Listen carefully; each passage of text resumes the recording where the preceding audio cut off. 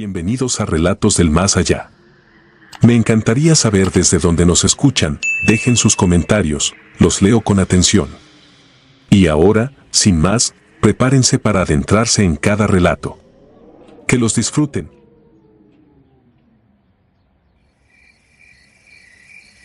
No soy un hombre dado a la superstición.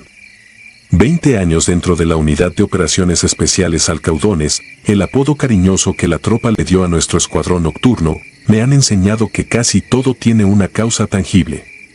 Pero lo que voy a relatar se escapa de cualquier protocolo, de cualquier manual y de cualquier confesionario. En julio de 2019 recibimos la orden de internarnos en la Sierra de Juárez, al noroeste de Chihuahua. Inteligencia señalaba sembradíos de adormidera dispersos en barrancas estrechas y casi inaccesibles.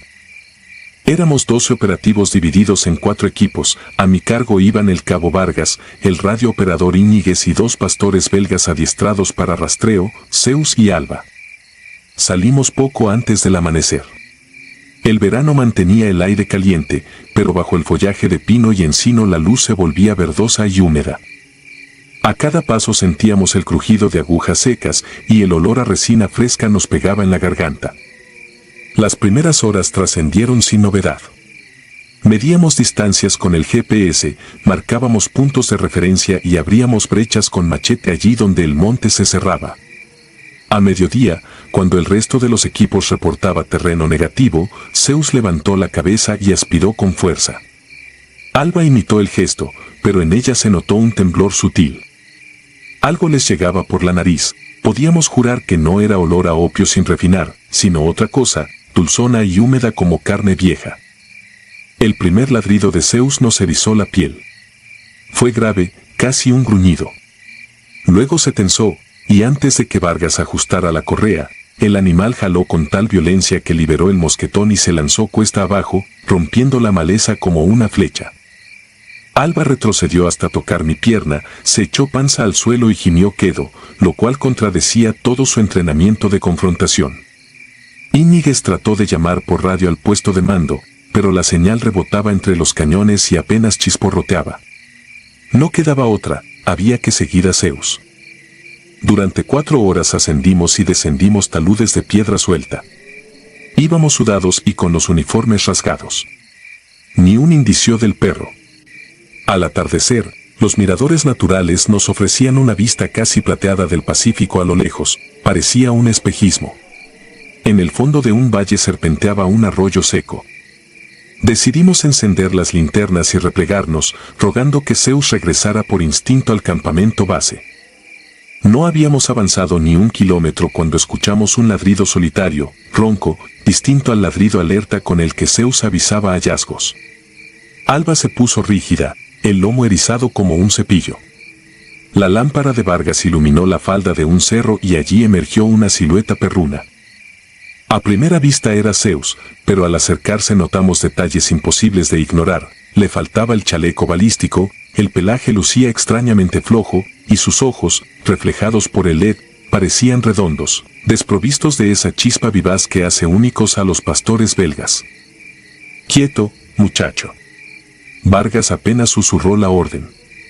Entonces reparé en la pata trasera izquierda, el animal cojeaba, pero no por lesión, daba la impresión de no saber flexionar bien la articulación, como si la extremidad no le perteneciera.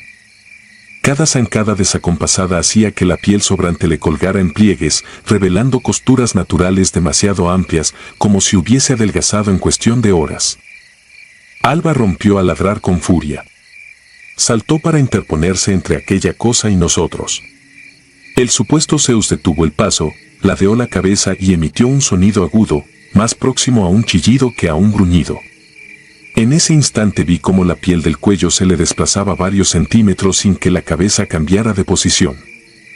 Mi estómago se revolvió, esa piel era un disfraz burdo, quizá recién robado. La criatura avanzó de nuevo y Alba se abalanzó para morderle el lomo. El impacto sonó hueco, como golpear un saco medio vacío. El perro respondió con una sacudida de mandíbula que arrancó un trozo de la oreja de Alba y la arrojó contra un tronco, donde quedó gimoteando. Los focos tácticos revelaron algo que todavía me cuesta describir. Bajo la abertura que dejó el tirón, no brotaba sangre roja, sino un líquido negruzco, espeso, que no goteaba sino que se retraía como si tuviera vida propia. Grité la orden de fuego. Íñiguez y yo descargamos 3 ráfagas cortas de M4, apuntando al centro de masa. Las balas que dieron alcanzaron a moverle un paso. No hubo salpicadura ni entrada limpia, solo un chasquido gomoso. El ser emitió un gañido cavernoso y retrocedió 2 metros, de inmediato giró y se zambulló en la oscuridad entre los troncos. No corría, se deslizaba, con la misma torpeza de un muñeco mal articulado. El silencio posterior me pesó más que el tiroteo. Excepto los jadeos de Alba, todo quedó mudo, ni grillos ni pájaros. La radio chisporroteó de pronto. Retazos de voces de los otros equipos confirmaban hallazgos de claros abiertos y surcos quemados, aparentemente cultivos recientes, pero sin cosecha. El teniente Coronado pidió concentración en el repliegue, algo sobre señales irregulares en el espectro. Con la adrenalina todavía en el pecho, levantamos a Alba en una manta improvisada y emprendimos el descenso. Oscureció rápido. Las nubes taparon la luna y una bruma fina comenzó a colarse entre las ramas, dándonos la sensación de caminar dentro de un túnel. Cada 30 metros hacíamos alto para escuchar. Fue entonces cuando notamos otro sonido, no de perro sino de rasguños, uñas contra corteza, avanzando en paralelo a nuestros pasos. No se acercaba, solo acompañaba. Llegamos al campamento poco antes de medianoche.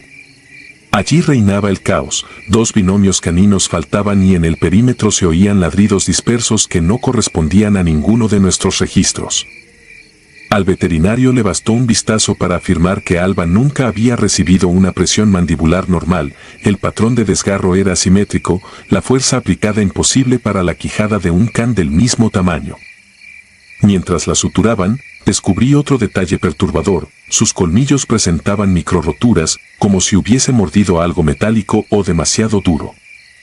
El capitán Saavedra ordenó encender fogatas controladas, no por necesidad de calor, sino para marcar territorio con humo e iluminar posibles intrusos.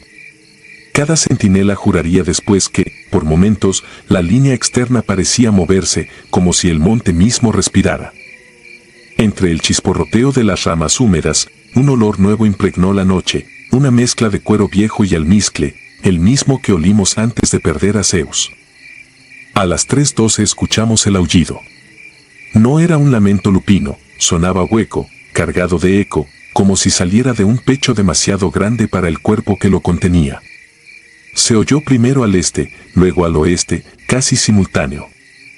Las cámaras térmicas mostraron formas ambiguas que se asomaban detrás de troncos y desaparecían antes de poder fijar la mira.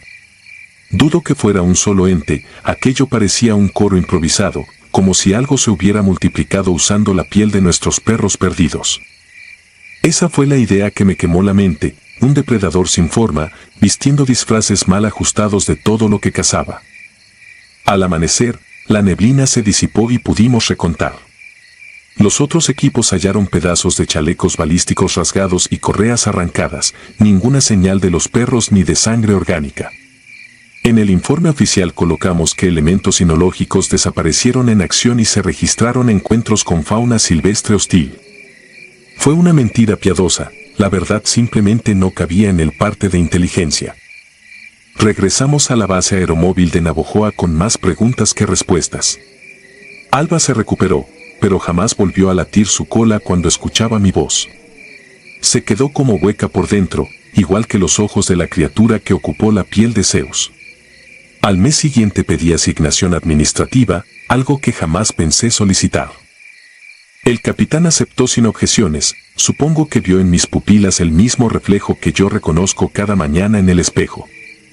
Hoy, mientras limpio la pistola en un cuarto de mantenimiento silencioso, viene a mi nariz ese olor dulzón que aprendí a temer. Dicen que los pastores belgas recuerdan a sus manejadores por el olfato. Yo temo que algo más, algo que no era Zeus, también me reconozca. Si alguien sabe de criaturas que se pongan la piel de aquello que cazan, le ruego que me lo explique. Necesito dormir sin soñar con costuras que se abren y colmillos de caucho negro goteando nada. Hasta entonces, cada chasquido en la noche me recordará que, allá en la Sierra de Juárez, dejé mucho más que un perro. Dejé la certeza de que la carne puede ser vestida como un uniforme y de que no todo lo que regresa tras perderse entre los árboles merece ser llamado compañero.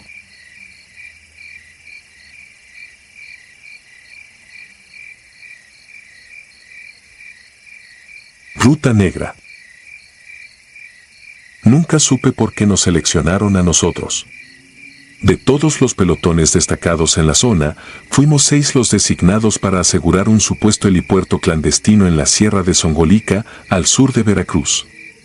Decían que lo usaban células del crimen organizado para bajar armamento y droga desde helicópteros sin registro. Pero nada de eso importó cuando empezamos a avanzar monte adentro.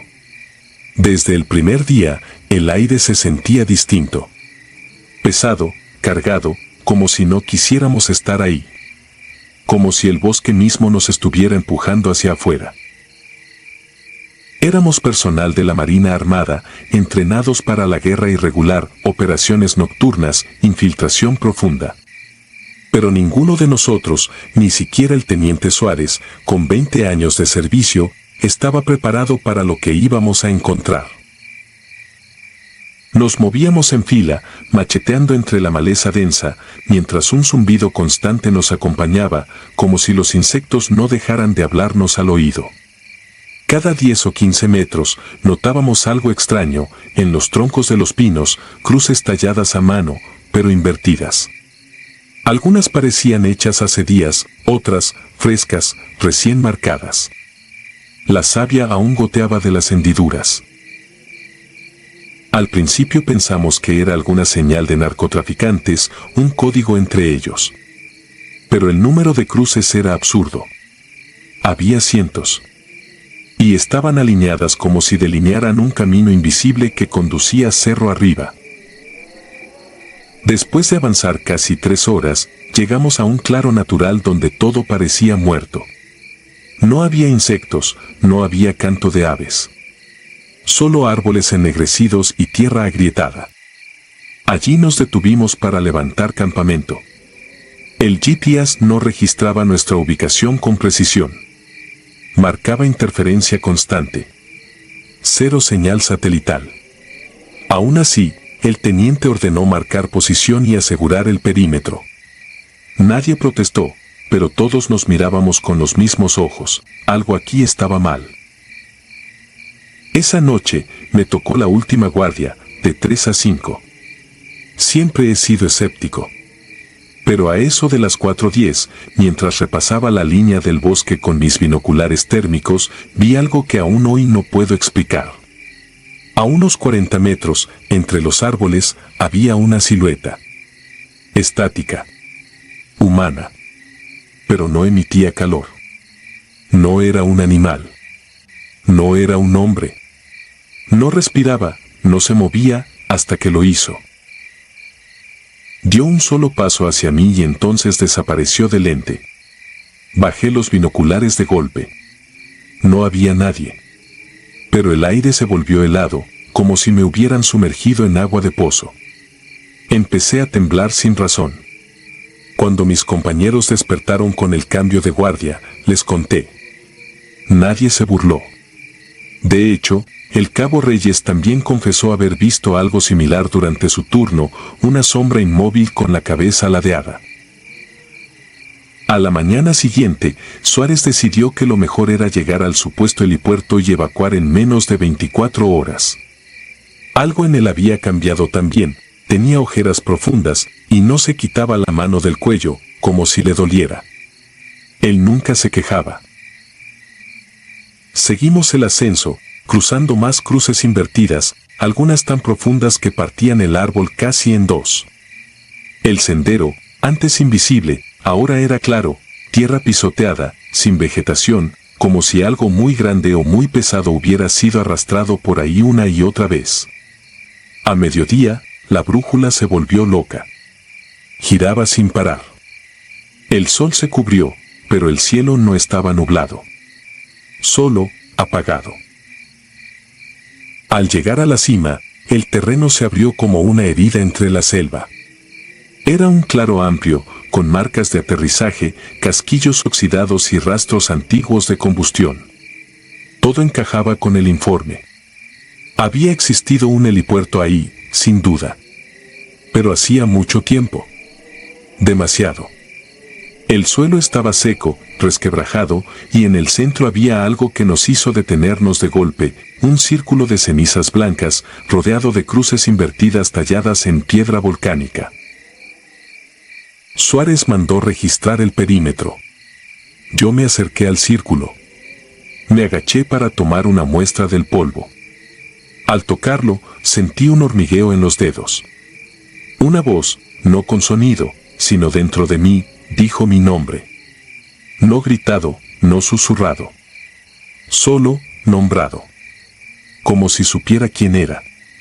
Me incorporé y retrocedí. Fue entonces que el cabo Reyes gritó. Estaba revisando un montículo cerca del límite del claro. Llamó al teniente, que se acercó. Luego llamaron a todos. Al llegar, vi lo que habían encontrado, huesos humanos, apilados bajo ramas secas.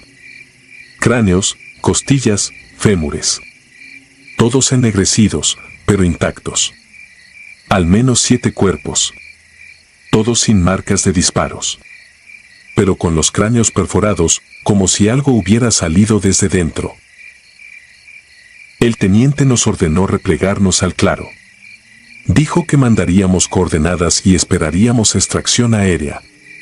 Sacó el GPS táctico, lo encendió y palideció. El aparato marcaba un solo punto en el mapa. Nada más. Ese punto estaba titulado con su nombre completo, Suárez G. Héctor, 17:40 horas. La hora exacta en ese momento era 17:19. Él no dijo nada. Solo se quedó mirando la pantalla, como si se hubiera resignado. Cuando quiso reiniciar el dispositivo, ya no prendió. Intentamos con nuestras radios. Todas muertas. No había señal. Ni interferencia. Silencio. Fue el cabo primero quien vio que algo se movía entre los árboles. Luego el resto. No sabría describirlo. Eran formas. No figuras completas. Manchas negras entre los troncos que a veces parecían caminar sobre 2 piernas y a veces sobre ninguna. Se movían sin ruido. Sin apuro. Como si supieran que ya no podíamos huir. El teniente ordenó abrir fuego al aire. Nada respondió. Ni un ave. Ni un eco. Solo el crujido de hojas, cada vez más cerca. Armamos un perímetro con lo poco que teníamos. Cada hombre por su cuenta, apuntando hacia la línea de árboles. Nadie hablaba. A las 17:39, escuchamos el reloj del teniente sonar una alarma. Él sacó su pistola y caminó al centro del claro. No lo detuvimos. Solo lo vimos alejarse. A las 17:40 en punto, cayó de rodillas y su cuerpo se desplomó. No hizo ruido. No gritó. Solo se apagó. Cuando corrimos hacia él, ya no tenía ojos. La piel se le había cuarteado, como la tierra bajo nuestros pies. Nadie entendió cómo ocurrió. Esa noche fue la peor de mi vida. Las figuras se acercaban. Nos rodeaban. El cabo comenzó a rezar en voz baja. Otro compañero, el marino Rivas, se desmayó y convulsionó. A la mañana siguiente, despertamos los 3 que quedábamos dentro del círculo de cenizas. Las cenizas estaban frías, pero nuestras botas cubiertas de ellas. En el centro, una piedra volcánica, como las otras, solo que esta tenía mi nombre tallado. Y la fecha de ese día. No caminamos. Corrimos. Todo el descenso fue una pesadilla sin sentido del tiempo. Cuando salimos del bosque, ya era de noche otra vez, y nadie creía que solo habían pasado 2 días. Habíamos estado fuera casi una semana. Cuando regresamos a base, el informe fue clasificado. Dijeron que fue una operación fallida, que nos extraviamos, que el teniente sufrió un infarto. Nadie preguntó más. Nadie volvió a esa sierra. No oficialmente. Hasta hoy, aún no sé qué era ese lugar. Solo sé que si ves cruces invertidas en los árboles, da la vuelta. No estás donde deberías estar. Y si alguna vez un GPS marca tu nombre, corre. Ya es demasiado tarde.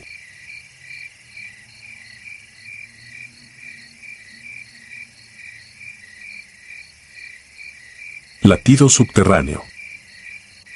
Había transcurrido la mitad de 2014 cuando me ordenaron reforzar la patrulla Alfa 13 en la Sierra de Álamos, Sonora. La misión parecía simple: localizar depósitos clandestinos de armamento escondidos en un sistema de cuevas esculpidas por el río Cuchujaqui. Aquel tramo de montaña apenas figuraba en los mapas militares. El terreno era una mezcla de cantera oxidada y barrancos caramelizados por el sol. Nos prometieron que sería un operativo corto, de un solo día. Nadie durmió la noche previa. Atravesamos el caserío de la aduana antes del amanecer. El polvo aún dormía en las calles cuando el sargento Torres apagó el motor del Sandcat y se limitó a señalar el cerro, un costillar gris que se quebraba en hendiduras. Llevábamos linternas tácticas, respiradores de media cara y un sonar portátil Converg MRS-100 adaptado para espacios reducidos. Yo mismo lo había calibrado para detectar cavidades y posibles tambores metálicos detrás de las paredes. El manual nunca mencionó la posibilidad de escuchar latidos. Avanzamos en columna de a uno. El aire olía a hueso raspado. Conforme descendíamos por el túnel principal, el eco devoraba nuestros pasos y los devolvía aplastados, como si el piso se tragara la vibración. Tomé la iniciativa y desplegué el sonar. La pantalla mostraba trazos verdes que se abrían y cerraban, respirando. Al principio pensé que se trataba de simple ruido de fondo, agua filtrada, microderrumbes, quizá algún murciélago. Pero entonces, entre los pings, emergió un patrón rítmico a 72 pulsos por minuto, perfectamente humano. Quise atribuirlo a mi propia circulación. Sujeté el cinturón, conté mentalmente mis latidos y comparé, coincidían. Ajusté la ganancia, el pulso se mantuvo idéntico. El sargento me observó sin hablar, esperando un gesto que autorizara el paso, y me obligué a asentir, aunque mi garganta se cerraba. Tras 20 metros, la cueva se bifurcó. El corredor izquierdo olía a excremento de murciélago y plomo viejo, el derecho exhalaba una brisa fría, medicinal. El sonar apuntó a la derecha con un destello más nítido que los demás. Avanzamos en silencio. El suelo se volvía blando, arcilla empapada, y cada paso dejaba cráteres que se llenaban de un agua oscura. A los 40 metros, el túnel se ensanchó en una cámara natural. Allí encontramos indicios del depósito, tarimas rotas, restos de grasa de arma, huellas recientes que pivotaban hacia una grieta vertical de apenas 50 centímetros de ancho. Me acerqué con la pantalla pegada al pecho. El pulso subió a 80 por minuto, no al compás de mi propio corazón, sino un latido ajeno que retumbaba en el equipo. Cada ping se transformaba en golpe sordo, húmedo, como un puño golpeando carne. Torres me ordenó escanear la grieta. Introduje el transductor por el hueco y sujeté el cable con la otra mano. La gráfica dibujó una silueta ovalada a 3 metros, un recipiente vacío, quizá un tanque. Luego apareció otra forma, más densa, sin contorno regular. De pronto la curva se aplanó y todas las líneas convergieron en un solo punto, brillante, palpitante, que crecía hasta inundar la pantalla. Entonces el sonar emitió un último golpe, romo, y se apagó. La batería marcaba plena carga. Comprobé los cables. Nada parecía dañado. Un hormigueo trepó por mis dedos, sentí que alguien, o algo, me devolvía la mirada desde el otro lado. Optamos por introducirnos uno a la vez. Delgado, el más flaco del grupo, pasó primero. Lo vimos deslizarse de lado, perderse en la penumbra y soltar un gruñido como sorpresa. Pregunté si necesitaba cable guía. Respondió con un chasquido, quizá de aprobación. Luego silencio. 10 segundos. 20. Las reglas dictan que el explorador debe reportar cada 45. Cuando el cronómetro marcó 1 minuto, Torres susurró mi apellido. Me tocaba entrar. Saqué el respirador. No era necesario, pero algo en mi subconsciente exigía filtrarlo todo. Coloqué la linterna en el casco y me introduje. La roca raspaba los costados del chaleco. Una atmósfera viscosa, más húmeda que el aire exterior, me cubrió el rostro. El latido reapareció en mis oídos, ahora sin mediación del sonar, taladrando mi cráneo. No provenía de mis vértebras, sino de la piedra misma. El pasaje desembocaba en una sala estrecha, casi rectangular. El suelo estaba alfombrado con costales de cal y chalecos tácticos reventados. Había casquillos esparcidos, la mayoría corroídos. En el centro, Delgado permanecía de pie, inmóvil, sosteniendo su propia linterna frente al rostro. Su chaqueta goteaba sudor. Al escucharme, giró los ojos apenas, sin desplazar el cuello. Levantó la mano y señaló una pared al fondo. La roca presentaba una grieta horizontal de 1 metro de largo, como una boca suturada. De allí salía un zumbido grave, vibrante, que modulaba en ondas casi pulmonares. Me acerqué. El hedor era indescriptible, mezcla de sangre añeja con algo más dulzón, parecido al yodo. Coloqué la palma sobre la piedra. Vibraba. El latido coincidía con mi respiración. Inhalé. La vibración me devolvió la misma inhalación 1 segundo después. Exhalé. Lo mismo. Era un espejo sonoro. Deslicé el machete entre las rocas a modo de palanca. El filo penetró en la grieta hasta donde lo permitió la anchura. Al intentar hacer palanca, el metal se atascó. Tiré con fuerza. Sentí el agarre ceder de repente y la grieta exhaló un chorro de aire tan frío que empañó mi visor. El latido se elevó a 120 pulsos, mi reloj biométrico vibró por la lectura anómala. Pero mi pecho seguía tranquilo. Supe entonces que aquella frecuencia no era mía. Una gota oscura resbaló desde el filo y cayó en mi bota. Iluminé el machete, no era óxido, era sangre fresca. Delgado dio un paso atrás, tropezó con un costal y cayó sentado, respirando a bocanadas. El latido pareció celebrar su caída, acelerando aún más. No respires, murmuró, la voz tiznada de terror. Se llevó 2 dedos al cuello, como buscando su pulso, y palideció. Sus venas se marcaban azules, pero la arteria no golpeaba. Lo mismo me sucedía, la aorta, quieta. Aún así, el latido retumbaba por toda la cámara.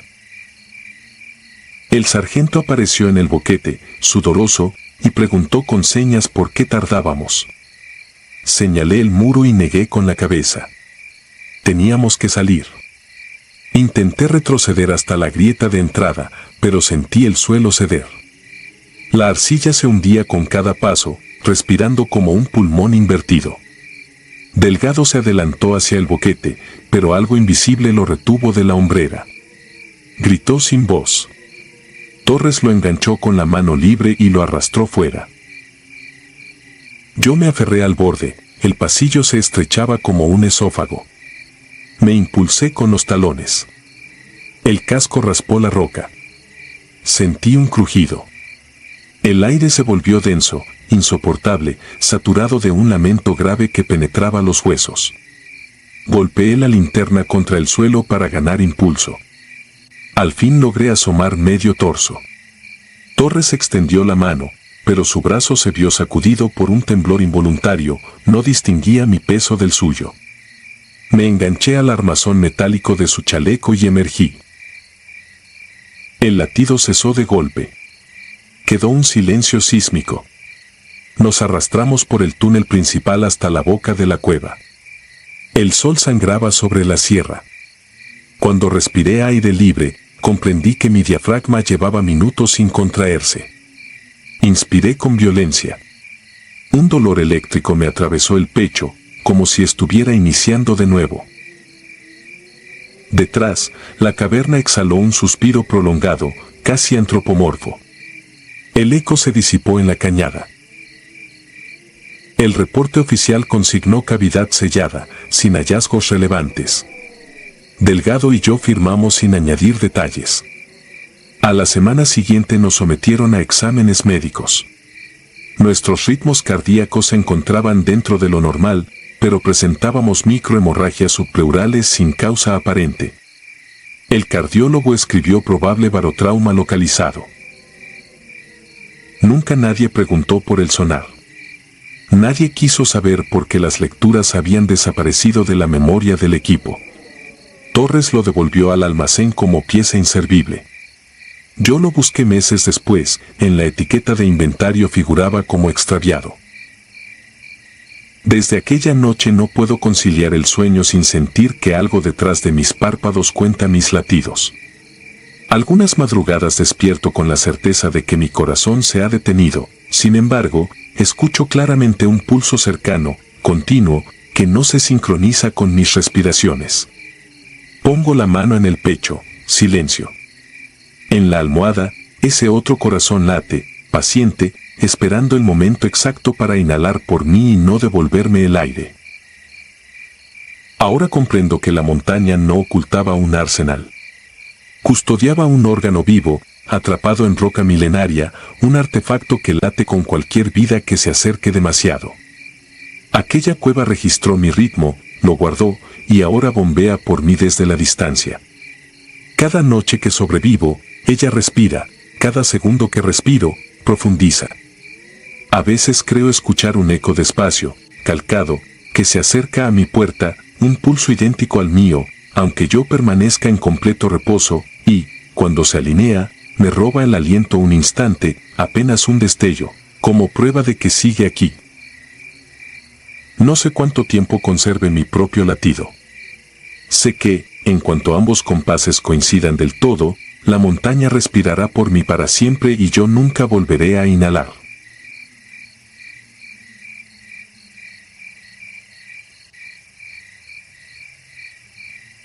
Lo que arrastró la marea.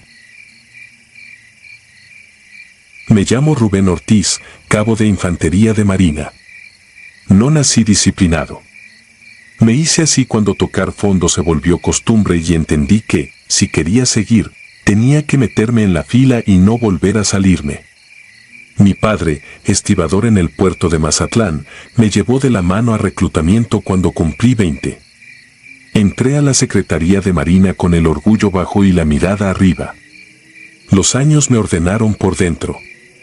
Aún así, hay cosas que ningún adiestramiento prepara.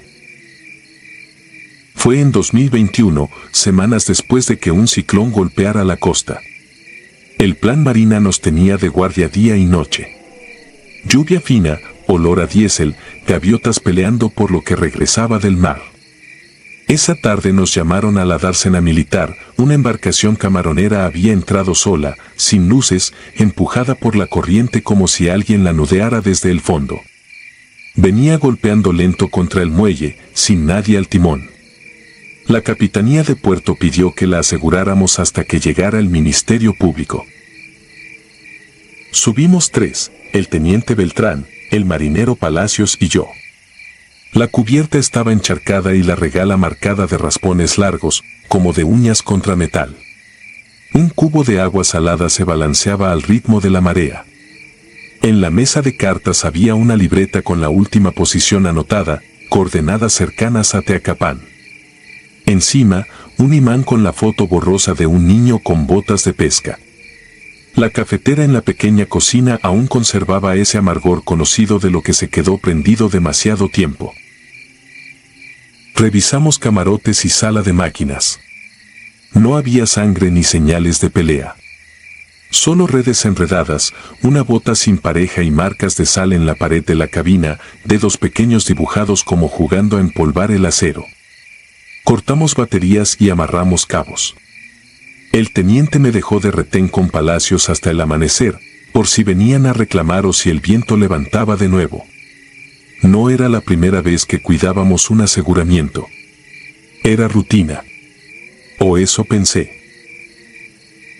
A medianoche, el VHF encendió solo. La perilla estaba en cero, lo vi yo mismo un minuto antes. El altavoz escupió estática, luego una voz lejana, cortada por el ruido del mar. Ni alarma ni llamada clara, apenas un hijo repetido con aire de cansancio, como cuando uno habla contra la brisa y el sonido se va. Moví el selector a otro canal y el ruido siguió idéntico. Palacios me miró sin decir nada. Le apagué de raíz quitando el cable del equipo. Silencio. Me reí por reflejo y apoyé la espalda en la puerta de la cabina. No duró. A los pocos minutos comenzó una vibración que yo conocía demasiado, la bomba de achique en marcha. Revisé el tablero eléctrico. Todo cortado. Palacios, nervioso, bajó a la sentina. Yo lo seguí con la lámpara. El agua estaba quieta, limpia, sin oleaje interior. La bomba no sonaba ahí, sonaba arriba, como si el casco mismo respirara y expulsara aire por algún pulmón oculto. En cubierta, las huellas mojadas se multiplicaban. No eran nuestras botas. Eran más pequeñas, tal vez descalzas, marcadas en un ir y venir entre la balsa salvavidas y la borda de babor. A la una, el olor cambió. La mezcla normal de sal, aceite y cuerda húmeda se volvió algo más dulce y viejo, como almacén abandonado tras el verano. Se nos erizó la nuca. Quise bromear y no pude. Abrí la balsa para inspección y adentro encontré un chaleco infantil con velcro gastado, todavía húmedo, con el nombre Oscar escrito con plumón. Palacios quiso prender un cigarro y no lo dejé. Prefiero los reglamentos cuando la cabeza se quiere salir por la ventana. A las 2, el radar de la embarcación encendió sin energía aparente y el trazador dibujó un eco fijo a 50 metros por la amura, algo inmóvil en el canal como si fuese un faro nuevo. Salí a cubierta y no vi nada, solo el vaivén y las boyas viejas golpeando su cadena. Apagué el monitor quitando el fusible. Volvimos a esperar. El viento se metía por los pliegues del uniforme y el metal sudaba. La foto del niño se había desplazado 1 centímetro, torciéndose hacia la escotilla. A las 3:10 escuchamos pasos debajo de nosotros. No de adulto. Pasos cortos, ligeros, con un trotecito que se detiene cuando uno se queda en silencio. Bajé otra vez con la lámpara. Abrí cada compartimento. Maquinillas, filtros, cajas de hielo vacías, cuerdas mordidas por salitre. Nada vivo. Cuando subí, Palacios estaba mirando el espejo de aguas del muelle. Me dijo que había visto una figura pequeña correr por el costado del barco hacia la popa y que, al girar, ya no había nada. No le respondí. Lo senté y le di agua. Cerca de las 4 comencé a sentir algo que no había sentido en años, el mismo tirón que me llevaba a donde no debía, esa mezcla de curiosidad y desgano que hace que uno se asome a la orilla solo para ver qué tan hondo está. Abrí la libreta de bitácora y leí lo último, madrugadas sin red, levantamos al norte. Luego, 3 líneas borradas con furia. Más abajo, un dibujo infantil de un pez con una lancha al lado. Pasé la mano sobre el papel y me manché con sal seca. La tinta estaba corrida en círculos, como si alguien hubiese llorado encima. A las 5, ya con el cielo clareando, la radio volvió a sonar aunque estaba desarmada. Esta vez la voz se escuchó limpia, en una frase corta que mi cabeza sigue repitiendo cuando el sueño se me acuesta encima. Papá, no me sueltes. No era un lamento fantasioso ni una voz inventada por el cansancio. Era plana, real, con aire y saliva, como una grabación atrapada en el aparato. Palacios se puso de pie de un salto y tiró del cabo de amarre con tanta fuerza que el nudillo le sangró. Lo sentí temblar a través de la cuerda. Amaneció nublado, sin lluvia. Llegó la patrulla interceptora con Beltrán y 2 peritos. Subieron con prisa profesional, revisaron números de serie, tomaron fotos, guardaron la libreta y el chaleco en bolsas. Les conté lo del VHF, la bomba, las huellas. Nadie dijo nada. Uno de los peritos sacó una carpeta con recortes. Había un reporte de una desaparecida en mar abierto, un camaronero que se quedó sin propulsión durante la noche y llamó a otra embarcación para remolque. El remolque nunca llegó. El capitán regresó solo al amanecer. Declaró que se le había ido algo por la borda y no pudo sacarlo. El perito cerró la carpeta y me pidió firmar el acta de aseguramiento. Tras el parte, nos dejaron de nuevo en guardia. Palacios pidió relevo, dijo que le dolía la cabeza. Se lo llevaron. Me quedé solo con el barco amarrado, con el silencio de la dársena que a esa hora suena distinto, como si el concreto pensara. Caminé hasta la proa y apoyé la frente en el pasamanos. No recé. No me salieron palabras. Solo marqué el canal 16 por costumbre y sentí otra vez aquel tirón, esa tentación de contestar a nadie. En la regala, las marcas de dedos se habían multiplicado, alineadas hacia el agua, 5 pares juntos y bien dibujados en sal. No volvió a sonar la radio ese día. A mediodía, un remolcador sacó la camaronera de la dársena para llevarla al patio de evidencias. Cuando pasó frente a mí, el viento arrugó la foto del niño y la levantó un segundo. Pude ver la mitad de un nombre escrito al reverso, el mismo del chaleco. El último cabo cayó al agua y se hundió como si alguien tirara de él desde abajo. Nadie lo comentó. Firmamos salida y regresamos a la base. Han pasado años y sigo en la Armada de México. He visto tormentas peores, aseguramientos más grandes, rescates con final feliz y otros que no regresan con nadie. Aprendí a no adornar los informes y a no buscar explicaciones donde solo quedan marcas de sal. A veces me toca guardia en ese mismo muelle y, cuando la marea sube, el golpe de una boya contra el hierro marca un ritmo que me despierta adentro. Entonces me acuerdo de la frase en el altavoz, del chaleco pequeño en la balsa, de las huellas que iban hacia la borda. Me quedo quieto, firme, con la vista clavada donde termina el muelle. No digo nada. Y espero a que amanezca. Porque hay noches en que el mar devuelve lo que encuentra y otras en que solo te enseña la ausencia como si fuera una orden. Y a esa orden uno aprende a cuadrarse, aunque el corazón pida correr.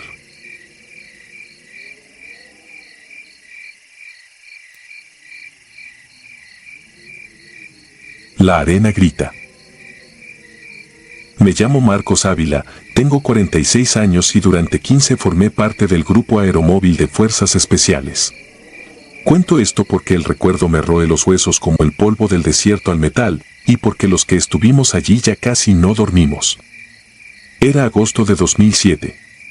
Nos encontrábamos desplegados en el polígono de pruebas de la región militar B, un rectángulo árido y vedado entre las sierras de Coahuila y el infinito gris de la autopista 40. A las 23:18 recibimos un código ceniza, desastre clasificado, amenaza biológica incierta, sin presencia civil. Para cualquiera en la línea regular eso sonaría a fuga de material químico, para los gafes significaba algo que ni siquiera aparecía en los manuales. Salimos en 2, camuflados, 6 elementos por vehículo. Yo iba de artillero, con los oídos zumbándome por el generador híbrido y el ventilador de partículas NBQ. El aire olía a tormenta eléctrica aunque el cielo estaba limpio y plano, como una lámina quemada. A 40 kilómetros de la base apareció un fulgor verde, colonizando el horizonte igual que una aurora enferma. El GPS enloqueció, las coordenadas saltaban entre ceros y símbolos extraños. Aún así continuamos hasta que las ruedas se hundieron en una costra de arena vidriada. Al descender percibí la primera anomalía, ningún sonido de grillos, ni el silbido del viento entre los matorrales secos. Solo un silencio que parecía absorber la sangre del cuerpo. Unos metros delante, una zanja negra abría la tierra como si algo hubiese rebotado varias veces antes de detenerse. Al final de la cicatriz, una masa ovalada, fuliginosa y palpitante, exhalaba chispas azuladas. El material no recordaba a ningún metal, era como carbón vivo atravesado de filamentos líquidos. Nuestro capitán, llamaré Sombra 1 para mantener reservas, dio la orden de establecer perímetro y activar los termovisores. Las cámaras no captaban calor, solo un vacío absoluto que invertía los colores. El objeto aparecía blanco, nosotros negros. En un ángulo de la estructura se abría una grieta de la que goteaba una sustancia viscosa, fluorescente y silenciosa, que se solidificaba al contacto con el suelo formando pequeños cristales hexagonales. A 3 metros de la proa improvisada hallamos al primer ocupante. Era imposible confundirlo con un ser humano. La piel era traslúcida, surcada de vetas lilas que latían como raíces. No tenía boca ni orejas, y los ojos, inmóviles, bastaban para desencajar a cualquiera, pupilas verticales dentro de una córnea espejada que reflejaba una noche sin estrellas. Apreté el gatillo de mi FX-05 por costumbre, pero el seguro permanecía puesto, ni los más duros entre nosotros pretendían disparar a aquello. El capitán registró la temperatura con un termómetro láser, 18 grados centígrados exactos, idéntica a la del ambiente, como si la criatura no generara calor propio. Su brazo derecho estaba cercenado, del muñón brotaba la misma savia luminosa. Aún así, movía los dedos restantes contra la arena, lentos pero firmes, como escribiendo un código incomprensible. Ceniza contemplaba implicaciones de contagio, de modo que desplegamos una burbuja portátil de contención. Dentro, los especialistas NBQ extrajeron muestras que chisporroteaban, derritiendo el acero quirúrgico al contacto. Aquello no era biología convencional. Mientras tomaban datos llegó el eco de rotores. 2 helicópteros negros emergieron del norte sin luces de posición, enormes, dibujando gigantes sobre la loma. Se detuvieron en estacionario a menos de 20 metros, el remolino levantó un infierno de polvo, nublando la vista. Sin marcas oficiales, sin matrícula, solo el contorno de un águila estilizada en los costados. Descendieron 11 hombres con uniformes que tampoco reconocimos. Sus cascos reflejaban nuestro láser designador y nos cegaban con destellos que arruinaban la visión nocturna. El jefe del grupo extranjero se acercó al capitán, no alcancé a oír sus palabras.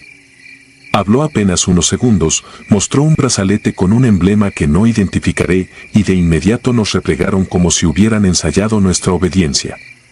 No apuntaron armas, pero bastó el modo en que sus miras térmicas se detuvieron en cada uno.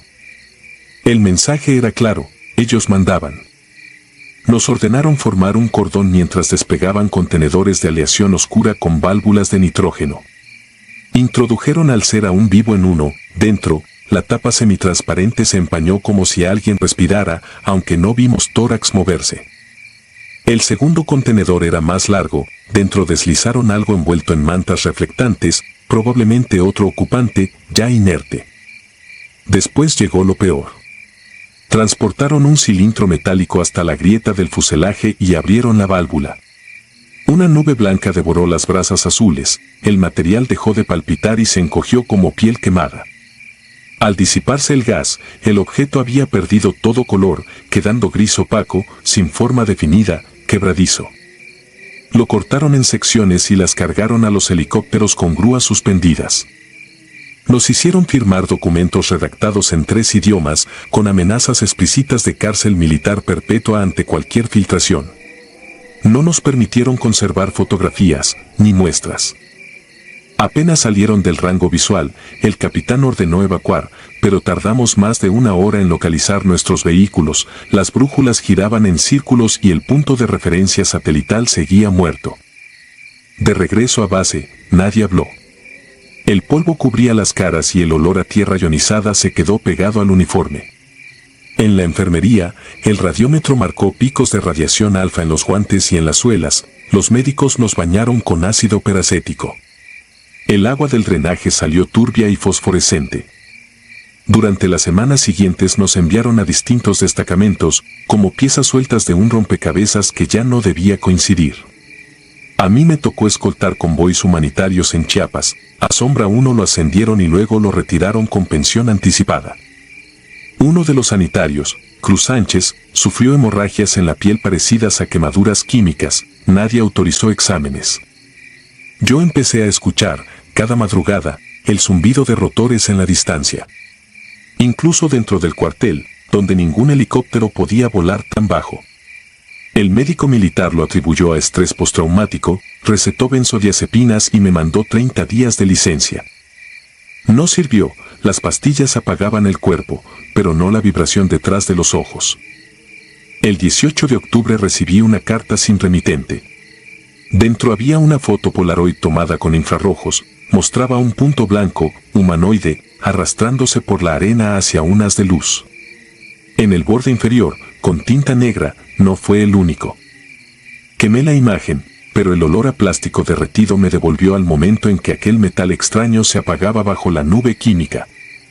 Un año después pedí mi baja definitiva. Desde entonces vivo en un pueblo salinero al borde de la Laguna del Rey donde la señal de teléfono se pierde al atardecer. A veces, mientras el sol hunde las dunas en una sombra uniforme, recuerdo el silencio perfecto que envolvía aquel sitio. Un silencio tan absoluto que parecía comer incluso los pensamientos. Hay noches en que despierto bañado en sudor, con la sensación de que la tierra vibra bajo el colchón. Me asomo y no hay viento, no hay insectos, no hay ladridos lejanos. Solo una quietud antinatural donde ni siquiera las estrellas parpadean. Entonces vuelvo a oler el ozono y el cobre quemado, y veo el reflejo de mi rostro en pupilas que no existen. Nunca sabré qué clase de inteligencia cayó aquella noche. Lo que sí sé es que no pertenecíamos allí, ni nosotros ni los hombres sin bandera que nos sustituyeron. Ese pedazo de cielo se abrió solo para dejar pasar algo que no entiende de líneas en los mapas ni de juramentos a la patria. Algo que, tal vez, sigue reclamando la carne que le arrebatamos. Al amanecer, cuando el rumor de la laguna despierta al desierto, siento que la arena murmura bajo mis botas. Si acerco el oído, juro que puedo distinguir un susurro grave, como metal temblando dentro de una caja sellada, la voz de un tripulante que nunca regresó a su origen. Y yo, que he cargado armas contra hombres de carne, descubro que nada da más miedo que un secreto enterrado donde nadie podrá excavar. Porque el desierto no olvida. Solo espera. Algún día, cuando los satélites se apaguen y las rutas aéreas queden vacías, la arena se abrirá otra vez y devolverá aquello que se llevó, la nave, los cuerpos, el frío absoluto y ese brillo verde que convirtió la noche en un abismo. Entonces los que firmamos silencio ya no tendremos a quien culpar. La arena grita. Yo la escucho todas las noches. Y sé que un día responderá alguien, quizás desde muy lejos, quizás justo bajo mis pies. Cuando llegue ese instante no habrá helicópteros negros ni manuales de contención. Solo quedará la misma oscuridad que vimos parpadear en los ojos sin párpados de aquella criatura, y el eco de nuestra propia respiración, perdido para siempre en el desierto que aprendió a devorar el sonido.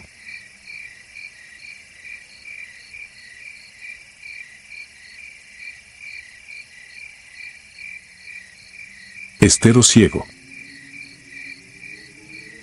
Yo era infante de marina, adscrito a la primera región naval. En 2015 nos mandaron a Veracruz a revisar una franja de manglar cerca de una barra olvidada. La orden oficial hablaba de un embarcadero clandestino y de gente levantada en rancherías ribereñas. Para nosotros era otra noche sin nombre, chalecos húmedos, sal pegada a la lengua, visor nocturno empañado. Nadie dijo que aquella línea de agua, negra y quieta, había quedado marcada décadas atrás por historias que no pasaban por ningún parte. Desembarcamos en 2 pangas con motores apagados. El aire olía a lodo viejo y a hojas podridas. El guía local, un pescador sin ganas de hablar, nos señaló un claro entre raíces y se quedó atrás, inmóvil, como si la oscuridad le hubiera hecho una seña. El plan era simple, asegurar un palafito que aparecía en fotos de inteligencia, registrar bodegas y extraer a cualquier retenido. Avanzamos en fila, respirando bajo, cuidando que las botas no resonaran sobre la madera. El estero parecía escucharnos. No sé cómo explicarlo sin caer en exageraciones, cada paso regresaba en ecos cortos, como pasos de otros que no eran los nuestros. El cabo Villa levantó el puño. Silencio. Al fondo, entre la maraña, se distinguía la casucha elevada sobre pilotes, tablas viejas, tambos apilados, antenas de cable amarradas con mecate. Una campana colgaba del techo, oxidada, con una cuerda deshilachada que llegaba hasta el piso. Arriba y abajo, la misma penumbra densa. Entramos. La madera crujía con ese quejido de humedad que conozco bien. No había nadie. Un catre con colchoneta manchada, redes, 3 jaulas roídas. En la pared, marcas hechas con uña o con pico de anzuelo, líneas que subían y bajaban como conteos interrumpidos. El cabo ordenó despejar cuarto por cuarto. A la derecha, una trampa comunicaba con un muellecito angosto. A la izquierda, un cuarto cerrado por dentro. Forzamos la puerta. Dentro encontramos costales de sal, trapos rígidos por la intemperie, un maniquí de tienda con la cara raspada y el pecho atravesado por anzuelos. Era ridículo y, sin embargo, nos puso en guardia. Afuera, la campana tintineó sin viento. Nadie la había tocado. Volví la cabeza y vi a Lemus, el más joven, aferrado al fusil. Dijo que oyó su nombre en la orilla del agua. Yo también lo oí, pero no lo acepté. Quise pensar en ranas o garzas. Quise pensar en cualquier cosa que pudiera ordenar. Encontramos un cuaderno dentro de una lata. Páginas húmedas, letras torcidas. Fechas sueltas, apodos, coordenadas y frases que no logramos armar. En la última hoja, un mapa del estero con flechas en círculo. Como si alguien hubiera querido salir y siempre regresara al mismo sitio. Mientras lo veíamos, la campana volvió a moverse. El cabo quiso cortarla con una navaja, pero la cuerda no cedió, parecía dura como alambre. El primer grito vino de la pasarela exterior. Mate, ahogado, como de alguien con la boca llena de agua. Salimos a toda prisa. Las linternas dibujaron un corredor de tablones en zigzag entre las raíces. Al final del corredor, junto a una estaca con botellas colgadas, algo chapoteó y se hundió. Villa corrió con 2 más, yo me quedé cubriendo sector. En la superficie quedó un remolino pequeño, terco, girando contra la corriente. Pensé en un manatí, en un lazo tirado desde abajo. Pensé en cualquier explicación que no ofendiera el entrenamiento. Regresaron sin contacto visual. El guía local ya no estaba en el punto de espera, solo su panga golpeando despacio el muelle. Fue entonces cuando el estero nos empezó a repetir. Caminábamos hacia el norte, pero el palafito aparecía otra vez a la izquierda. Rodeábamos un islote, y el mismo islote nos salía de frente. Cambiábamos de ritmo, contábamos pasos, marcábamos con tiza las maderas, y los números regresaban al punto inicial. Villa dijo por radio una palabra que no se escribe en informes, la única que supe leer en su voz, cansancio con miedo. Lemus se detuvo junto a un tronco encallado. Juró que veía bultos inclinados entre las raíces, gente en cuclillas como rezando de espaldas. Apuntamos con las MX, barrimos con luz. No había nadie. En el agua, sin embargo, flotaban pequeñas cosas, retazos de camisa, listones, una identificación plástica sin foto, una uña pegada a cinta negra. El estómago se me apretó y me obligué a tragar saliva. Nadie dijo nada. Nadie quería nombrar lo que todavía podía ser normal si no lo bautizábamos. La campana sonó otra vez, más cerca de nosotros que de la casa. No era posible, y aún así sonó a 1 metro, en el aire. La cuerda se me rozó en el brazo y me dejó la piel fría. Lemus se echó hacia atrás y cayó al agua. Lo jalamos entre 3. Algo lo sujetaba por debajo. No como un animal, Era una resistencia plana, pareja, como si lo apretara el propio estero. Tuvimos que pasarle la correa por el pecho y tirar contra el peso del agua. Cuando por fin salió, traía los labios morados y la mirada perdida. Repetía una frase: no me quiere soltar. Decidimos romper el círculo. Abrimos brecha entre ramas a golpes, cortamos lianas, cargamos a Lemus entre dos. No importaba el ruido, cualquier cosa era mejor que la repetición. Caminamos una hora larga hasta que el barro nos llevó a un tablón pintado con los mismos nombres del cuaderno. El mapa no mentía, todo volvía ahí. El cabo ordenó reagrupar y pedir extracción en el primer claro que pudiéramos. El GPS marcó un punto firme tierra adentro. Nos movimos sin mirar atrás. Llegamos a una plancha de salitre, casi seca, marcada por huellas antiguas de avioneta. El cielo, sin luna, parecía más bajo. Villa pidió un helicóptero y lanzó bengala. La bengala subió con pereza y se quedó allá arriba iluminando apenas un anillo. Dentro del anillo, el terreno era nuestro, fuera, nada garantizaba ser lo que aparentaba. Escuchamos entonces el sonido más raro de esa noche, el aleteo de miles de alas que no tocaban el aire. No las vimos. Solo lo oímos y sentimos la presión en el pecho, como si la atmósfera cambiara de peso. La extracción llegó con aspas mordiéndonos el polvo. Subimos a Lemus primero, luego el resto, dejando atrás el equipo no esencial. Cuando el helicóptero ganó altura, miré hacia el estero sin querer. En el borde, justo donde la sal se volvía agua, vi una fila de boyas hechas con botellas. Cada botella tenía dentro una foto recortada, y en dos de ellas me reconocí. No eran fotos de esa noche. Eran de otro tiempo, de cuando entrenábamos en Antón Lizardo y nos formaban bajo la lluvia. Cerré los ojos y me obligué a respirar por la nariz, contando hasta 8.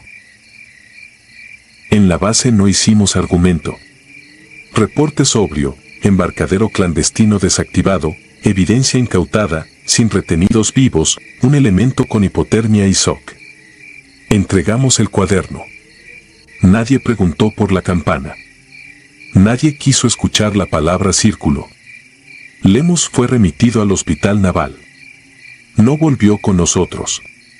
Villa pidió cambio de adscripción y se lo dieron. Yo me quedé otro año, hasta que empecé a despertar con sabor a sal en la boca aunque durmiera tierra adentro. A veces sueño con el mapa. Camino por las flechas y siempre regreso al mismo punto. Otras veces, manejo por carretera y, al cruzar un puente, escucho un pequeño golpe de metal a mi lado, como un badajo que roza el casco. No hay campana. No hay cuerda. Pero el sonido aparece exactamente cuando paso sobre agua. No volví al estero. No fui a preguntar por el pescador. Un compañero se metió en redes y quiso atar la historia a nombres y fechas, se topó con actas inconclusas, lanchas quemadas, y el registro de una avioneta decomisada en el 89 que aterrizaba en la misma plancha de salitre. Ahí se detuvo. No preguntó más. Nadie quiere que una historia que cupo en una noche termine contándote el resto de tus días. Escribo esto porque tuve que reconocer una foto. Me llamaron para apoyar a otra unidad y, entre los papeles, venía una evidencia del estero, una botella con la cara de Lemus, sacada quién sabe cuándo. Atrás, escrito a lápiz, estaba el mote que solo nosotros le decíamos en broma. Nadie fuera del grupo lo conocía. Llevaba fecha reciente, meses después de la operación. He aprendido a vivir con la idea de que hay sitios donde la geografía no es terreno, sino memoria. Lugares que no se dejan transitar si no pagas algo de ti. Allá, entre raíces y agua oscura, lo que se pierde no pide tu permiso. Entra y se instala. Puedes salir con el uniforme seco y la placa en el pecho, pero cada vez que el viento mueve una puerta y suena un metal, el estero te recuerda que el círculo nunca se abrió del todo. Y que, cada que uno de nosotros lo niega, la campana vuelve a llamar a alguien más.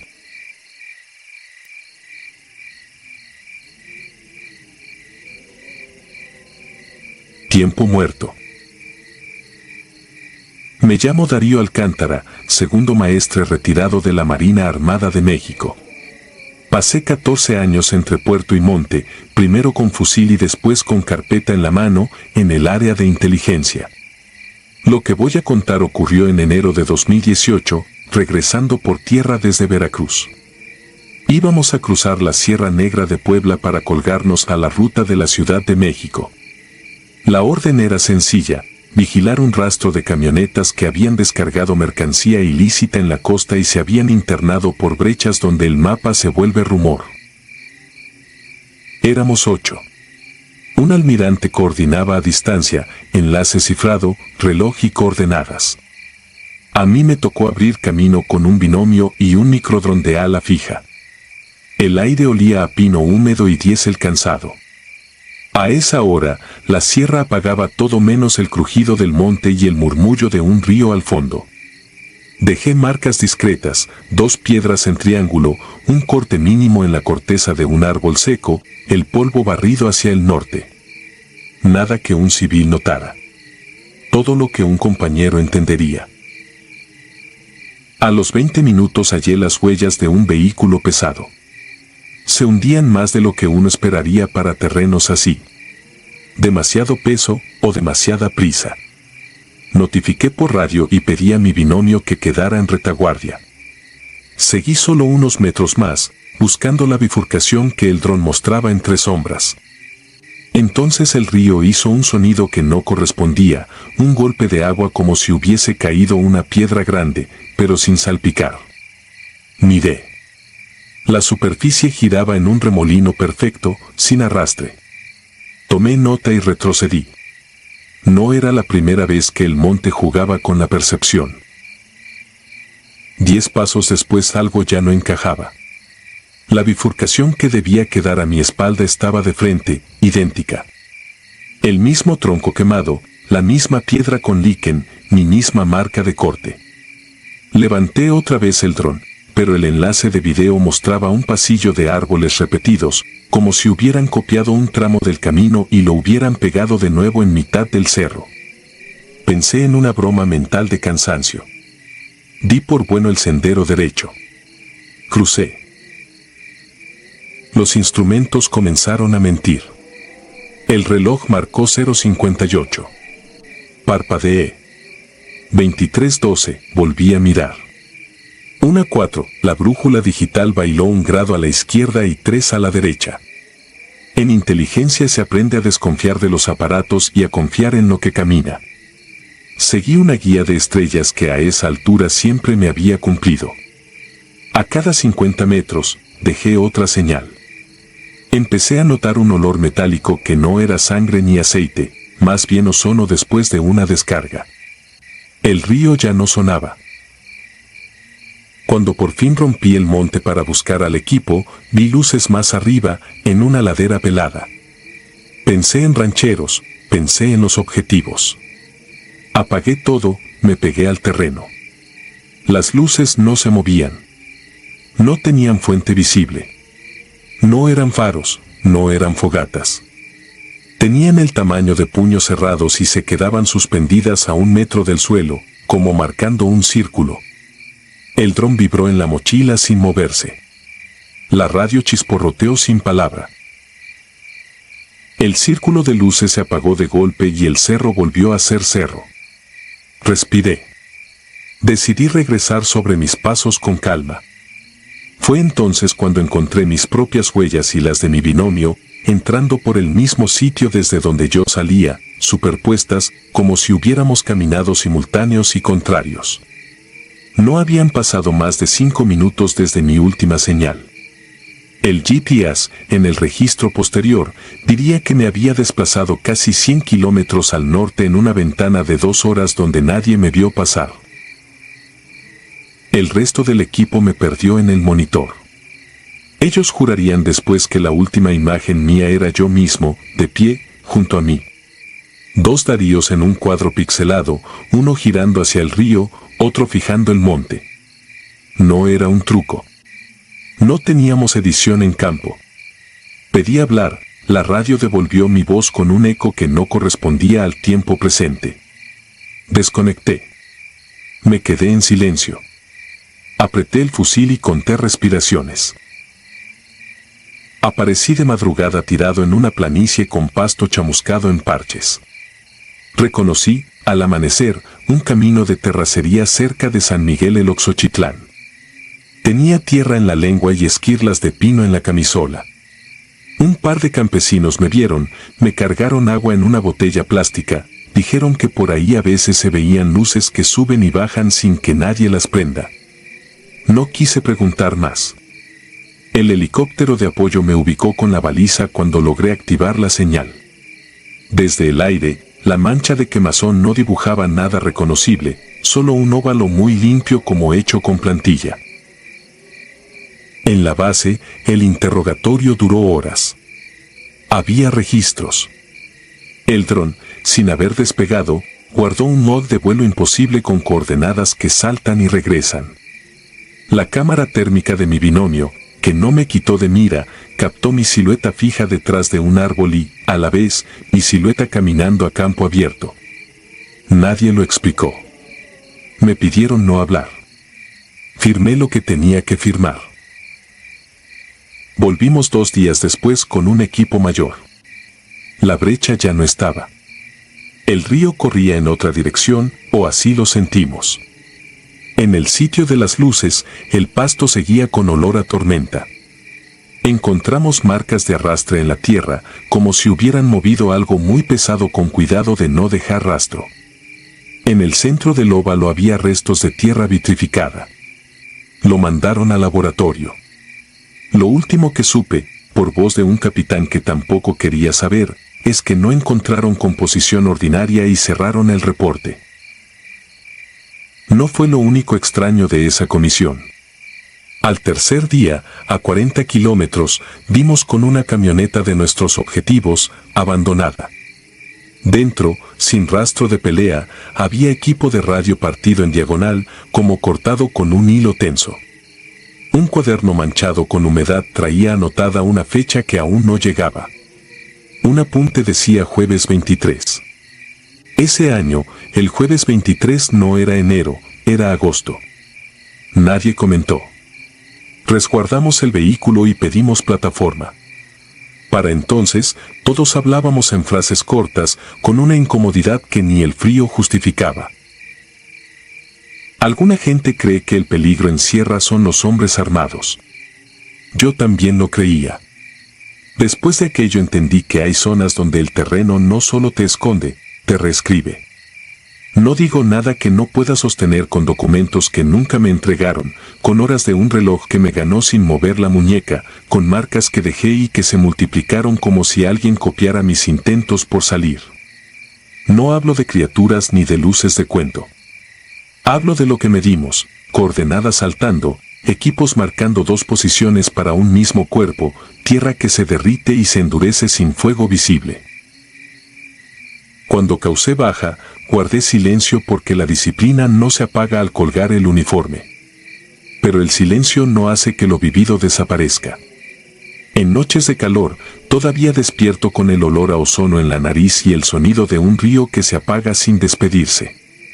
Si cierro los ojos, veo el círculo de luces suspendidas a 1 metro del suelo, perfectamente quietas, esperando. No sé si esperaban por nosotros o por alguien más. A veces vuelvo a los mapas, por costumbre. Recorro con el dedo las curvas de nivel de la Sierra Negra. Imagino la brecha que ya no existe, el árbol seco que fue mi marca, la piedra con líquen que vi 2 veces. Me pregunto si la sierra se protege moldeando el tiempo como barro, si eso explica por qué algunos rastros terminan donde empiezan, por qué ciertos expedientes duermen sin cierre. Me pregunto también qué habría pasado si hubiera tomado el sendero izquierdo en lugar del derecho. Si el tiempo me habría tragado completo o si me habría devuelto a la misma planicie con el pasto quemado pero con otra hora en la muñeca. No tengo respuestas. Solo tengo la certeza de que, esa noche, el conteo de segundos dejó de obedecer. Y que desde entonces, cada vez que el viento trae olor a tormenta sin nube, miro el reloj. No por puntualidad, sino por miedo a volver a mirar 2 horas diferentes en el mismo minuto. Porque lo peor no fue perderme de mi equipo. Lo peor fue encontrarme a mí mismo, en el mismo cuadro, parado detrás de un árbol que ya no existe. Y saber que, en algún lugar de la Sierra Negra, esa versión de mí quizá todavía está esperando la orden de regresar.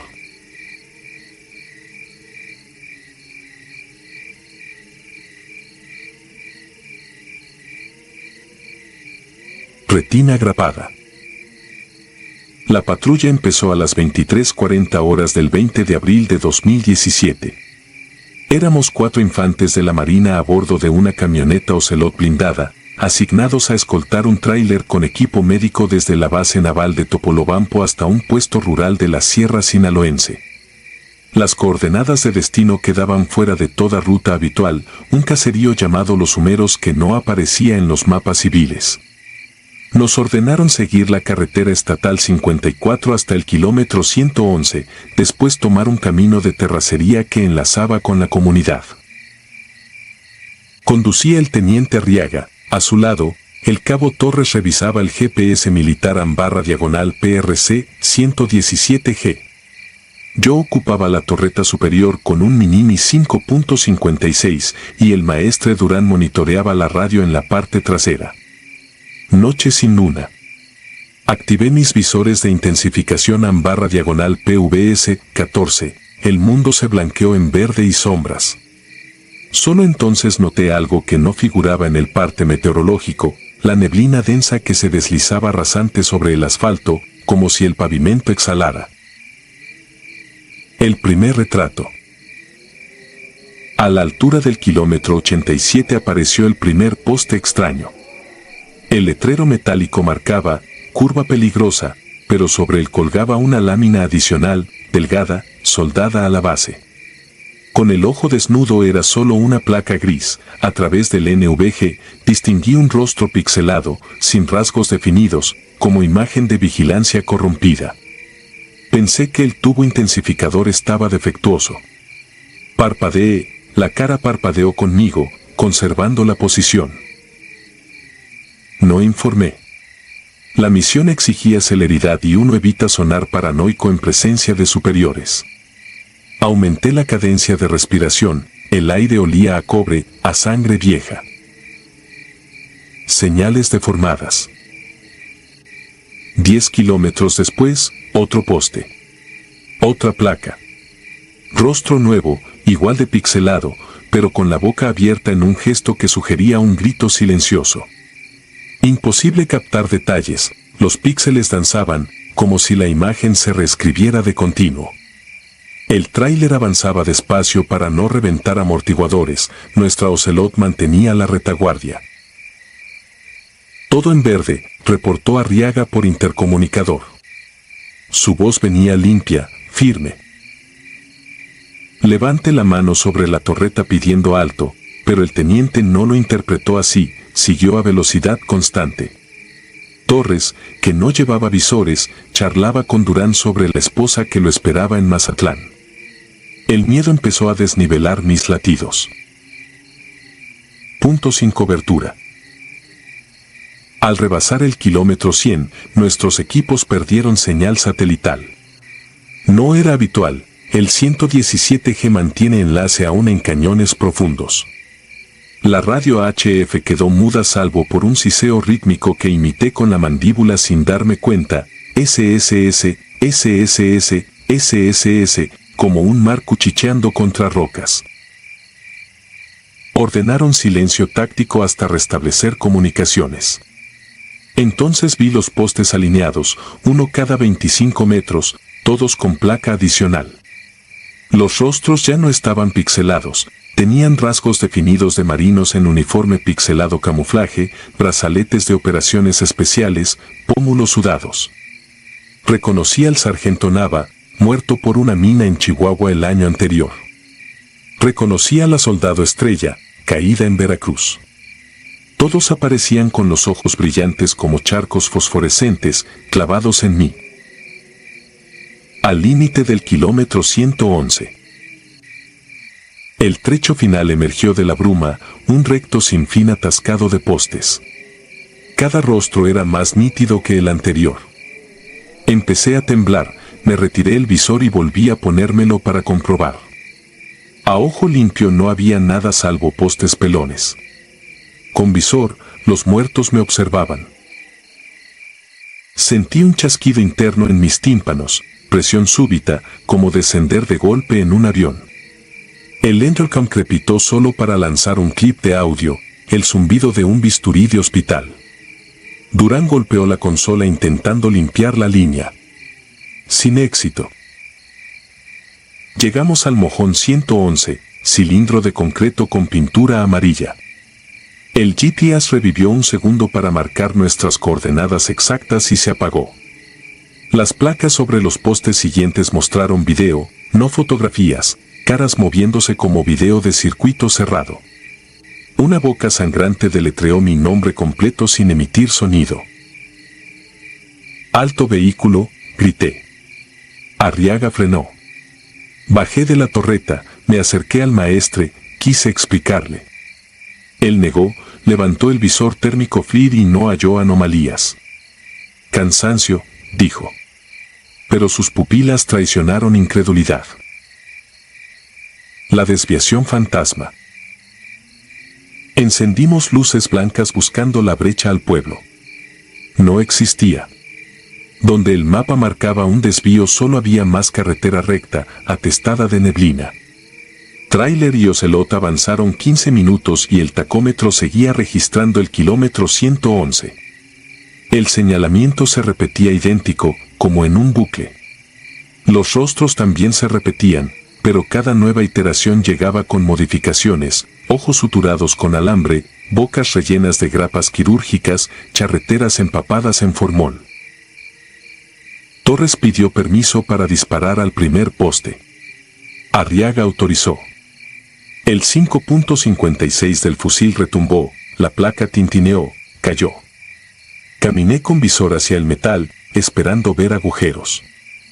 Encontré huecos deformes, sí, pero lo perturbador era que la figura pixelada seguía allí, intacta, dentro del visor, rostro flotante sobre el suelo, delineado por el resplandor verdoso del NVG. Sin soporte físico. Detrás, el tráiler encendió marcha atrás sin que el chofer tocara el freno. El conductor, civil contratado, se golpeaba el pecho y repetía un Padre Nuestro con lengua trabada. Arriaga trató de abrir la puerta de la cabina, estaba fundida al marco, soldada por dentro.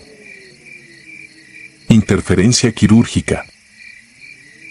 De la radio surgió una frecuencia médica, pitido de oximetría, monitor cardíaco a 40 latidos por minuto. Durán cambió bandas, giró perillas, todos los canales replicaban la misma señal vital.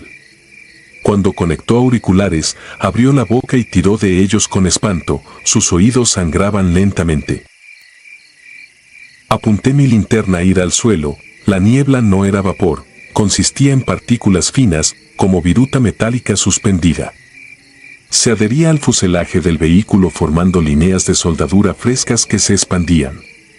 Los bordes de la escotilla de la torreta se cerraban, estrangulando el anillo giratorio. Quise regresar al puesto, el hueco por donde asomaba mi cintura se reducía centímetro a centímetro, como boquilla viva. Reconocimiento interno. Pedí al cabo Torres que me atase una cuerda para descender por la lateral y revisar. Aceptó con manos temblorosas. Alcancé la cuneta, pisé tierra suelta y comprendí, aquello no era suelo. Era una capa de placas metálicas superpuestas, cada una con rostros satelitales recién imprimidos, calientes como placa offset. Al mover la lámpara a ir, los semblantes gemían sin sonido. Bajé la mirada a mis botas y vi mi propio rostro imprimiéndose en la plancha bajo mis pies, ojos pulidos pero vacíos, cicatrizados por grapas. Retrocedí, el acero crujió y se partió, dejando asomar una oscuridad prolija de cables biomédicos. Punto de no retorno. El teniente ordenó evacuar. Pero la Ocelot no arrancó, batería muerta súbita. Torres se aferró al volante, llorando. Durán ya no respondía, babeaba sentado, los párpados cosidos con alambre, como si alguien hubiera trabajado sobre él sin dolor aparente. El hilo emergía de la piel sin mancha de sangre, como si hubiera sanado al instante. Encendí bengala roja para marcar posición. El resplandor pintó la neblina en carmesí y reveló postes infinitos en todas direcciones, girando en círculo alrededor nuestro, más cerca de lo que la carretera permitía. No había horizonte, solo esta jaula luminiscente de retratos que latían sincronizados con mi pulso. Visión quirúrgica. De la nada, un proyector invisible lanzó sobre la niebla un haz en ultravioleta. Varios rostros se arracimaron formando un mosaico. El resultado final fue un cráneo humano visto en TAC. Me di cuenta de que las imágenes individuales eran cortes axiales segmentados del mismo sujeto, yo. Mi cara gritada, mis vértebras, mi retina agrapada. Cada poste era una diapositiva, y nosotros seguíamos la secuencia anatómica de mi muerte programada. Sentí punzadas detrás de los ojos, como si las grapas figuraran en mi córnea. Levanté párpados con dedos enguantados, noté hilos negros asomando en la conjuntiva. El visor amplificaba la hemorragia microscópica, parecían trazos de grafito revolcándose. Desprendimiento final. La puerta posterior del tráiler se abrió por dentro. El chofer nunca salió, pero el interior se iluminó azul, luz de quirófano. Un brazo mecánico emergió levantando una pistola de grapas industriales. Sujetos a la máquina, viales con formol giraban como carrusel. Antes de que Arriaga reaccionara, un disparo neumático lanzó la primera tanda de grapas a su rostro. Cayó sin soltar un gemido, ojos sellados, boca prendida por metal. Cada latido expulsaba saliva entre los bordes metálicos. Retrocedí disparando ráfagas al brazo, las balas atravesaban la estructura como humo. Torres trató de huir campo a través. Apenas cruzó la fila de postes, su silueta se disolvió, no quedó carne ni equipo, solo una placa nueva en el poste más cercano mostrando su rostro recién pixelado, pestañeando en verde. Registro de evidencia. Al ver mi destino firmado, destruye el NVG contra el suelo. A ojo limpio los postes estaban desnudos, pero el recuerdo de cada rostro seguía taladrando. Corrí hacia la nada, pisando asfalto repetido, escuchando el tráiler cerrarse y la Ocelot fundirse en silencio metálico. Tras lo que debió ser una hora, vi luces rojas de frenado fijo. Era otro convoy naval, patrulla designada Alfa 33. Me colapsé frente a Zoom B. Perdí conocimiento. Informe que nadie firmó. Desperté en la enfermería de Guasave con vendas alrededor de los ojos. Los médicos dijeron que intenté arrancármelos, las córneas estaban intactas, pero la conjuntiva mostraba líneas de sutura viejas, como si alguien las hubiera cosido semanas atrás. Ninguno de mis compañeros apareció, ni cuerpos, ni vehículos, ni señal de GPS. Tampoco el tráiler de insumos.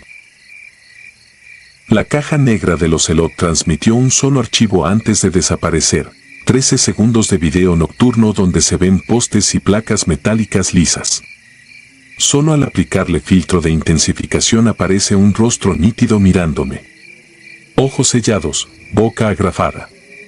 Mi placa, mi nombre. El decomiso quedó clasificado. Dijeron que sufrí psicosis debido a hipoxia de alta montaña. Pero cada madrugada, a las 23:40 en punto, mi monitor cardíaco emite el pitido exacto que escuché en la radio aquella noche, 40 latidos por minuto, sostenidos. Y la piel alrededor de mis ojos palpita, anhelando grapas que todavía no existen. Ahora escribo este testimonio con los párpados ardiendo. Sé que la noche que los postes vuelvan a alinearse, el último mostrará mi retrato definitivo, ya sin píxeles, sin defectos. Y que, apenas lo vea, la grapa final cerrará mi visión para siempre.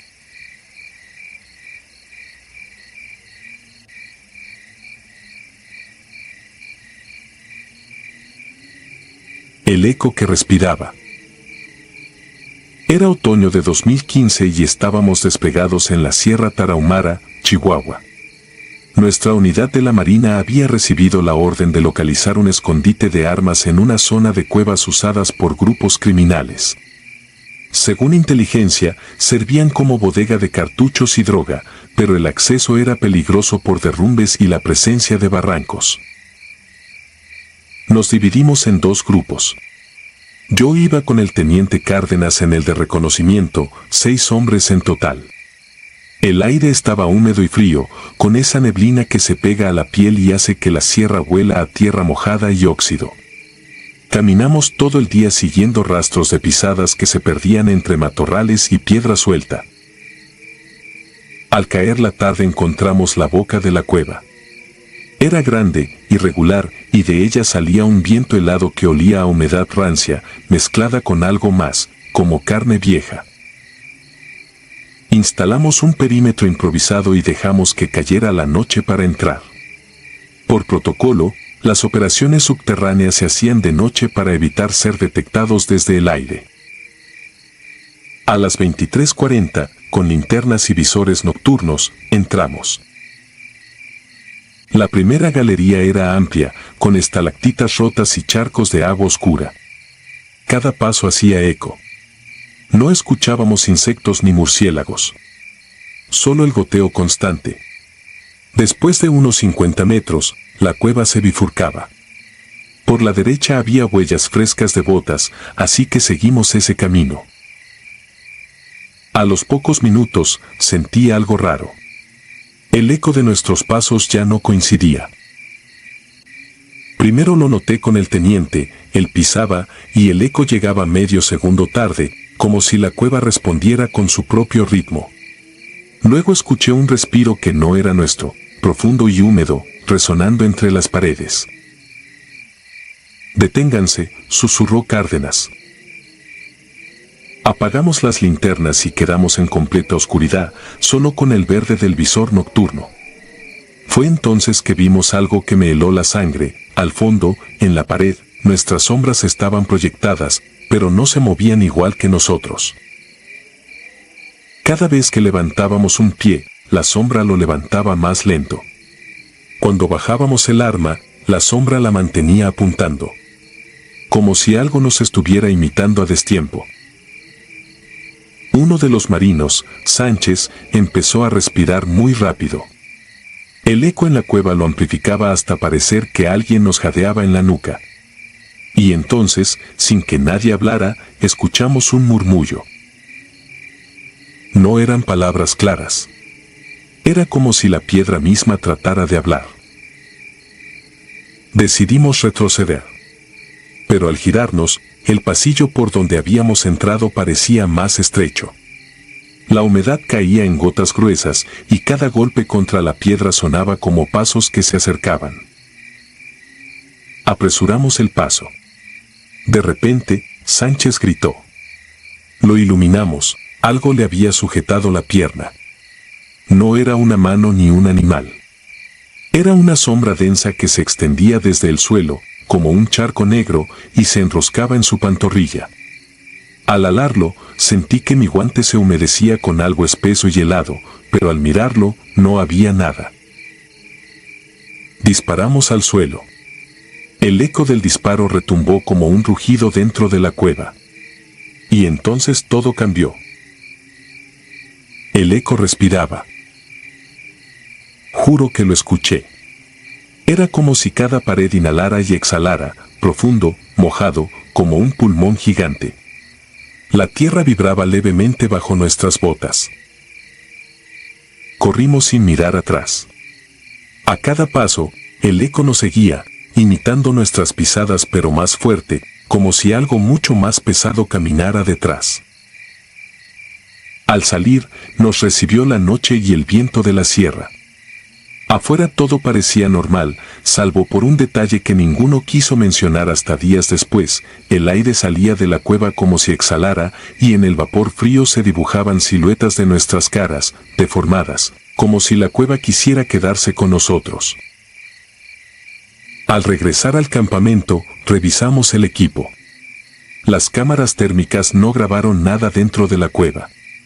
Pero el micrófono ambiental, que siempre va en el casco del primer hombre, captó un sonido que aún hoy me persigue cuando intento dormir.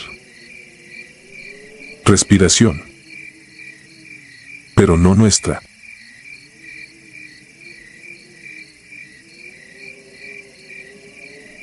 Si te gustaron estos relatos, regálanos tu like y déjanos tu comentario, y no olvides suscribirte al canal para que sigas recibiendo las notificaciones de los próximos relatos.